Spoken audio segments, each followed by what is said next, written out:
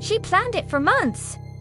A disguise, a weapon, a target, and a night when no one would question a mask. But when the door didn't open, everything went wrong. In 2002, a woman named Heather, aged 46, was living in England. She worked as a psychotherapist and owned 2 dogs. Needing help to care for them, she placed an advert for a live-in dog sitter. A man named Adrien responded.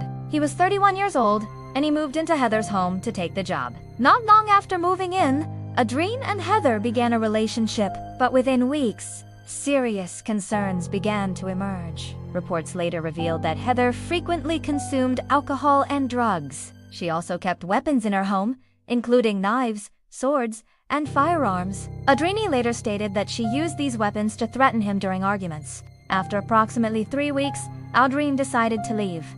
Heather refused to accept this. She warned him that if he left, she would find him. Despite the threats, an opportunity arose. Heather traveled to New York for a 4-month course. During that time, Adrien left the property and relocated to the greater Manchester area.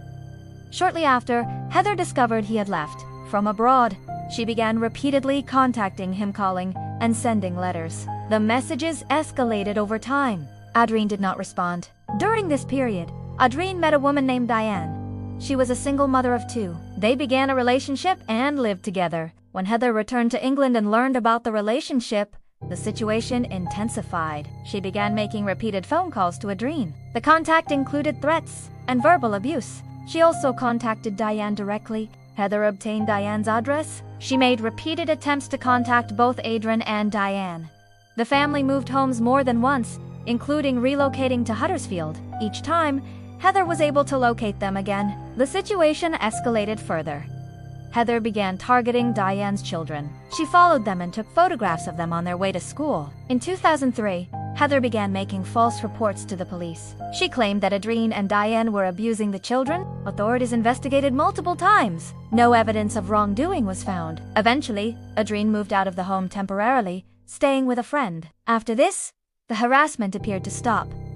There were no more calls, no more messages, but the silence did not mean the situation was over. During this period, Heather began planning an attack. Her target was Diane. According to court evidence, she intended to kill Diane and stage the scene to implicate Adrien. She prepared a disguise. She obtained a shotgun, and she chose a specific date. The attack was planned for Halloween, a night where masks and costumes would not raise suspicion. Heather wore a disguise, including a mask and clothing intended to mislead investigators. In the early hours of Halloween morning, around 1:30 a.m., she arrived at Diane's home. She approached the front door and began knocking repeatedly. Inside, Diane looked through the peephole.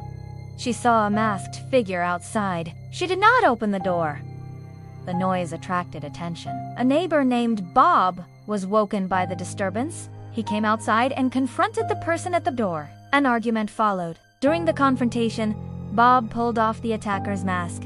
Seconds later, a shot was fired. Bob was struck and fatally injured. Heather fled the scene and returned to her car. While driving away, her behavior attracted attention. A police officer stopped her vehicle. During the stop, officers observed evidence, including a weapon and blood. She was arrested at the scene. The investigation quickly connected her to the incident. Evidence linked her to the planned attack on Diane. The death of Bob became the central charge. Heather was later tried in court. She was found guilty of murder. She received a life sentence. The intended target survived, but an uninvolved neighbor lost his life. A plan designed to frame someone else ended in immediate arrest. And what began as a job advertisement in 2002 ended with a fatal shooting on Halloween night.